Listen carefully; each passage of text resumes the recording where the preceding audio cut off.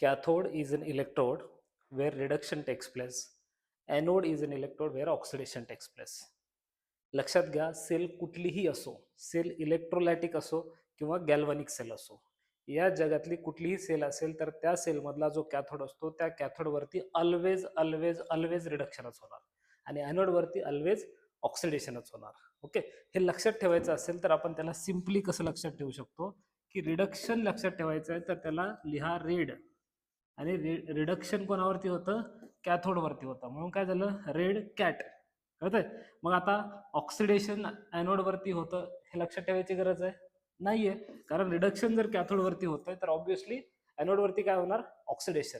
Okay, माझ्या विद्यार्थ्यांना मी सांगत असताना काय सांगतो की तुम्ही असं लक्षात ठेवा की रिडक्शन कॅथोड म्हणजे कॅथोडवरती काय होतंय, रिडक्शन होतंय, ॲनोडवरती काय होतंय, ऑक्सिडेशन होतंय. तर cathode reduction, anode oxidation, Rathod motivation. Rathod motivation, education plus motivation. Cathode reduction, anode oxidation, Rathod motivation. Cathode, anode, Rathod.